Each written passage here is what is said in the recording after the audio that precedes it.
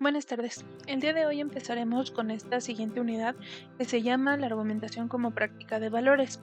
En esta unidad lo que vamos a ver son primero algunos criterios para poder evaluar o valorar lo que son nuestros argumentos y poder definir si son buenos o son malos. Después vamos a ver un poco más del contexto y cómo afecta a lo que presentamos dentro de nuestro argumento y cómo modificar un argumento de acuerdo al tipo de contexto que se presente.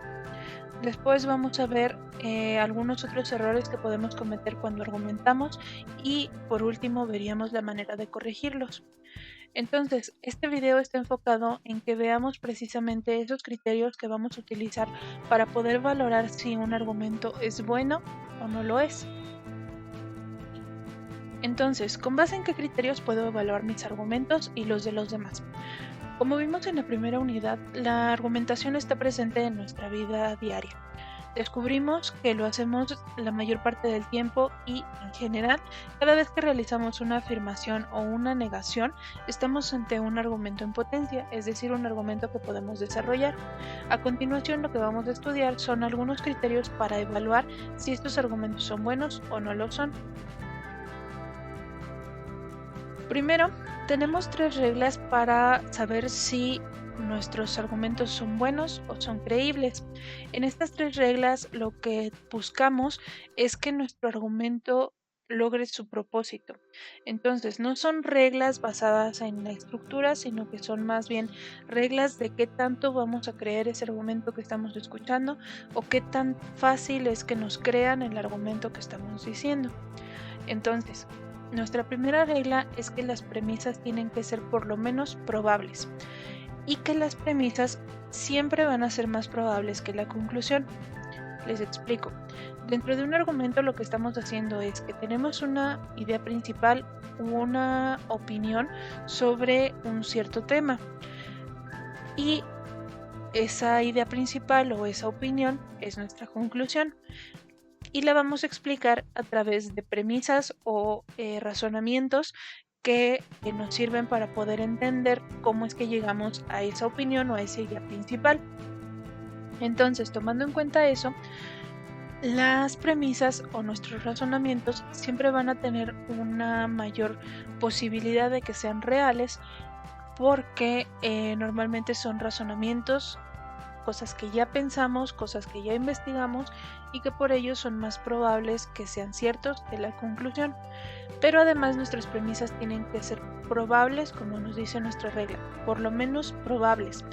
Dentro de los argumentos, como veíamos cuando mencionamos el tema de las falacias, decíamos que podemos cometer o podemos utilizar la mentira y los engaños, sobre todo cuando los utilizamos para lograr los propósitos de convencer a alguien de algo o defender un punto de vista, porque teniendo en cuenta que estos son nuestros objetivos es muy fácil que caigamos en decir mentiras.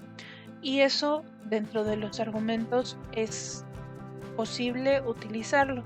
Sin embargo, es mejor utilizar cosas o utilizar razonamientos que sean verdaderos o que por lo menos sean probables, porque si son probables, entonces es más fácil que la persona que nos está escuchando los crea y que asimile que pueden ser verdaderos.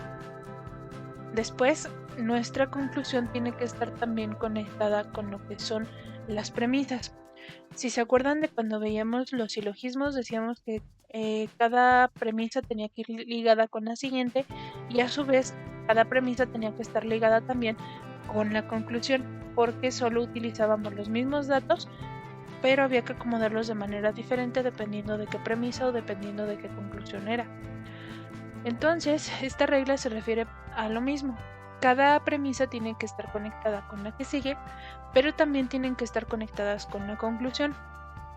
Esto véanlo por el lado del sentido común.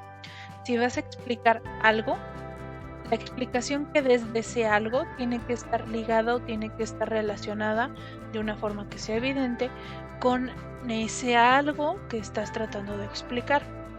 Entonces, la explicación tiene que tener relación con lo que quieres explicar. Por ejemplo, Si el agua se congela cuando llega a la temperatura de 0 grados centígrados y mi botella de agua se congeló, entonces mi botella de agua estuvo a 0 grados centígrados. En este caso, nuestras premisas son probables, porque todos sabemos, o todos los que hemos estudiado un poquito de química, sabemos que efectivamente el agua, cuando pasa por la temperatura de 0 grados centígrados, se congela mientras no tenga ninguna alteración, es decir, no tenga alguna cosa adicionada o alguna circunstancia en particular. De manera general, el agua natural cuando llega a 0 grados centígrados se congela. Entonces esto es probable. El que mi botella se haya congelado también es probable. Y la conclusión también lo es. Por lo tanto, entonces, en este ejemplo que acabamos de poner, además, cada premisa va conectada con la que sigue. Estamos mencionando los mismos datos y entonces estamos relacionando cada premisa con la conclusión. Siguiente regla. Si un argumento es falso, entonces las premisas son falsas o no están conectadas con la conclusión. Esto es más fácil de que lo veamos cuando tenemos un silogismo. Cuando tenemos un silogismo deductivo, normalmente nos dicen que la regla es precisamente esta. Con una sola premisa o con que la conclusión sea falsa, entonces todo el argumento completo es falso. Pero en los demás casos aplicaría la regla de una manera diferente. Aplicaría como la que acabamos de mencionar, que el argumento, si es falso, si todo el argumento completo nos está mintiendo, entonces es porque hay a fuerzas una premisa o un razonamiento que es falso, o las premisas no están relacionadas con la conclusión, porque entonces la que está mintiendo es la conclusión. Por ejemplo, el que tenemos aquí que nos dice: ¿tú por qué crees que los ancianos son tan gruñones? Obviamente es porque toman mucho café. En este caso tenemos un argumento abductivo en el que no estamos mencionando una conclusión como tal, pero estamos tratando de demostrar un punto a través de esta pregunta y esta oración que tenemos presentadas. Entonces, en este caso tenemos una mentira en nuestra primera premisa que nos dice: ¿por qué crees que los ancianos son tan gruñones? En esta premisa estamos asumiendo, dentro de esta pregunta, estamos asumiendo que las personas mayores son gruñonas. Sin embargo, puede haber algunas personas que no lo sean. Por lo tanto, esto es una falacia. Y en nuestra segunda premisa nos está diciendo que es obviamente porque toman mucho café. Pero no hay una relación que sea evidente entre la primera premisa y la segunda. Aquí lo que estamos haciendo es una implicación, estamos quitando información que pareciera no ser necesaria, pero que entonces está generando un razonamiento que no es correcto, porque no tenemos todo lo que es necesario para poder llegar a nuestra conclusión. Entonces no estamos conectando estas premisas con la conclusión y por lo tanto tenemos un error aquí. Ahora, ¿cómo vamos a juzgar a las premisas? Cuando estamos recibiendo un argumento, podemos hacer tres cosas con ese argumento. Podemos aceptarlo, rechazarlo o simple y sencillamente suspender el juicio. A esto de suspender el juicio nos referimos a no tomar una decisión en cuanto a si le crees o no al argumento. Entonces, para aceptar una premisa tenemos tres condiciones que necesitamos que estén presentes o que necesitamos que por lo menos alguna sea presente para poder aceptar el razonamiento que nos están ofreciendo. Primera condición: que sepa la persona que lo recibe que esa premisa es cierta porque es una experiencia personal. Es decir, si yo estoy recibiendo esa premisa, que yo haya presenciado ese hecho o que yo sepa que eso realmente pasó porque yo estuve ahí, entonces es una forma de aceptar la premisa, porque obviamente si yo estuve ahí, estuve presente y sé que eso es cierto, pues lo voy a aceptar. Siguiente condición: que yo confíe en la persona que lo dice porque es una autoridad en el tema, que es respetable y que no tiene ningún motivo para engañarnos. o que es una persona de toda nuestra confianza y que sabemos que no nos va a mentir. Entonces, en este caso, la credibilidad o qué tanto creo en este argumento se va a depender de la persona que me está diciendo el argumento. Y por último, que esta premisa sea coherente con las cosas que conozco o con mi sistema de creencias, es decir, con mi forma de pensar, con las cosas que yo sé o los conocimientos que yo tengo propios, y que entonces tenga una relación de coherencia, es decir, que esté relacionado, que sea compatible con las cosas en las que yo creo o en las cosas que yo sé. Por lo tanto, para rechazar una premisa lo que haríamos es lo contrario. Cuando son cosas que no conozco porque no estuve ahí, cuando son cosas que son poco probables o cuando he escuchado argumentos convincentes en contra de esa premisa. Cuando se dan alguna de esas tres cosas, entonces son motivos suficientes para que podamos rechazar una premisa. Ahora, si no tenemos ninguna de las dos cosas, si no tenemos motivos para aceptar una premisa, tampoco tenemos motivos para rechazarla, entonces lo que hay que hacer es suspender el juicio. Entonces, para suspender el juicio lo que tendríamos que tener es que no tengamos motivos ni para aceptar ni rechazar, ni tampoco para rechazar la premisa. Entonces lo que hacemos es suspender el juicio. O cuando no tenemos información suficiente al respecto, o si considero que la persona tiene motivos para engañarme, pero no lo puedo comprobar. Entonces lo que hacemos es, si no puedo decir, o si no puedo decidir más bien si esa premisa es cierta o es falsa, lo que hago es dejarlo como en duda, no decidir inmediatamente porque no tengo suficiente información. Entonces, ¿qué es lo que hay que hacer con estas premisas? Siempre tenemos que preguntar. Los datos que no sepamos o que no nos queden claros, hay que preguntarle a la persona que nos está argumentando para que abunde o que nos haga un poco más extensa la explicación del tema del que estamos hablando y que entonces pueda quedar un poco más claro. Segunda cosa que hay que hacer, no hay que creer por comodidad, es decir, por mucho que nos hayamos tardado en que nos esté explicando, por mucho que nos esté costando trabajo entender lo que nos está queriendo explicar la otra persona, no hay que creerle si no entendimos completamente, sino que hay que volver a preguntar, volver a tratar de encontrar respuestas o tratar de investigar un poco más sobre el tema, pero no creer si no sabemos. Y por último, si tenemos dudas, entonces lo que hay que hacer siempre es suspender el juicio, no decidir inmediatamente si esa premisa o si ese argumento es falso o verdadero. Esto tiene mucha aplicación, por ejemplo, con lo que son las noticias. Para ponerles un ejemplo como más cercano, si recuerdan cuando empezó todo esto de la pandemia, en un principio empezaron a rondar muchas noticias en WhatsApp, en Facebook, en páginas de internet y nos empezaron a bombardear con un montón de información y ya no sabíamos qué cosas eran ciertas o cuáles eran falsas, porque de repente nos salía una noticia en la que nos decían que el virus era lo más mortal del mundo y que prácticamente ya era el fin del mundo, ¿no? Y luego de repente nos salía otra noticia que decía que todo era una mentira y que no había que creerles y no sé qué. Entonces eran argumentos o posturas contradictorias. Y para esto es precisamente para lo que necesitamos de estos criterios. Si podemos entonces juzgar de acuerdo a la manera en la que lo hacemos con los argumentos, también lo podemos aplicar dentro de las noticias. En este caso, si no sabemos o si no nos queda del todo claro el porqué de una postura o de la otra, entonces o hay que preguntarle a la persona que nos mandó la noticia o hay que tratar de investigar un poco más sobre el tema.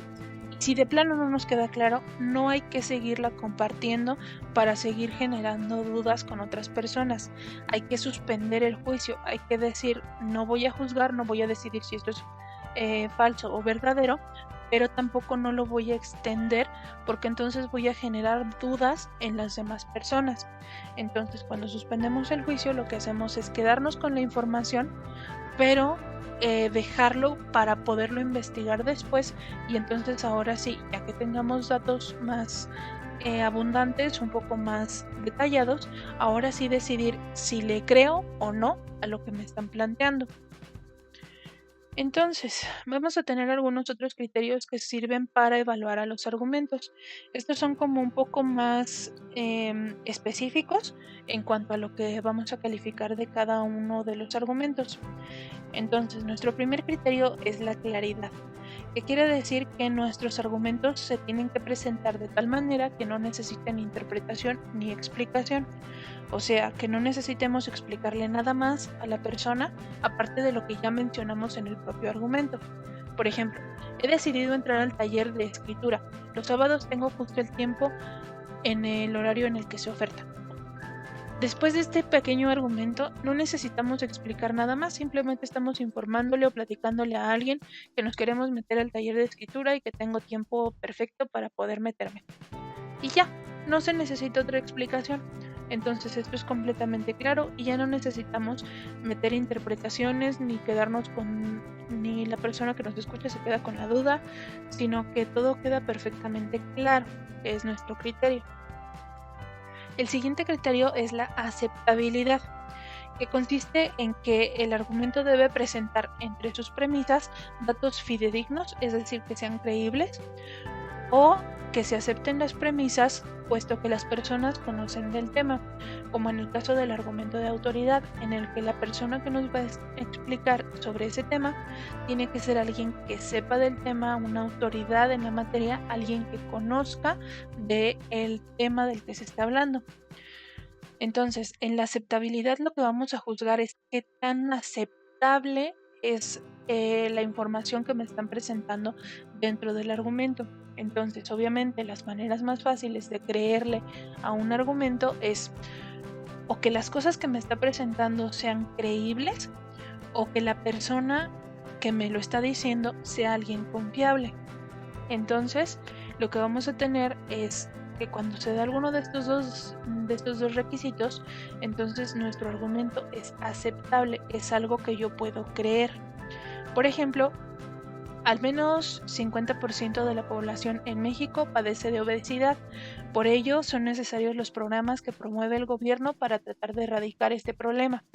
Este es un argumento que es aceptable porque todos sabemos o todos hemos escuchado en noticias o incluso en algunas de estas campañas de lucha contra la obesidad que mencionan este dato en el que nos dicen que mucha o que gran parte de nuestra población en México padece de este problema que es la obesidad. Entonces, este dato es creíble, por lo tanto, este argumento es probable que sea cierto, porque es un dato que es creíble, que es fidedigno. Nuestro siguiente criterio es la sensibilidad al contexto, que consiste en identificar la finalidad que se persigue con el argumento y aceptar el argumento en cuestión de acuerdo con ese contexto. O sea, lo que vamos a ubicar primero es qué objetivo tengo con mi argumento. Y de acuerdo a ese objetivo, entonces lo vamos a ir modificando o adaptando de acuerdo a las circunstancias donde voy a presentar el argumento. Por ejemplo, les pido que nos remitamos exclusivamente a tratar acerca de las cuestiones monetarias en el divorcio. Lo demás será abordado después. Si este comentario, si este argumento nos lo hace un abogado, entonces entendemos por qué esa persona nos lo está diciendo dentro de esta situación del divorcio, porque es la persona que está encargada de llevar a cabo o de encontrar una solución a ese problema. Si en cambio este argumento lo hiciera un amigo de la pareja que se está divorciando, entonces aquí ya hay un problema porque no es algo que le corresponda. Entonces, no se está adaptando a las circunstancias que presenta el argumento. Entonces él lo debería de decir o debería de tratar de hablarlo de otra manera que sea de acuerdo a sus circunstancias, a su contexto. Nuestro siguiente criterio es la relevancia, que consiste en que la información de las premisas se refieran a la conclusión, es decir, la explicación que hagamos tiene que tener una relación con el punto al que queremos llegar. Esto es muy sencillo, simplemente tenemos que tener una relación entre las premisas y la conclusión. Por ejemplo, Si continúas fumando de la manera en que lo haces, eres propenso a padecer cáncer de garganta. En este caso tenemos otra vez un argumento abductivo en el que no tenemos mencionada como tal una conclusión, pero sí se debe entender que lo que quiere esta persona que está haciendo este argumento es tratar de convencer a la otra persona de que deje de fumar porque está poniendo en riesgo su salud. Y las premisas nos llevan de manera correcta a entender por qué esa conclusión o por qué él piensa que esa conclusión es correcta.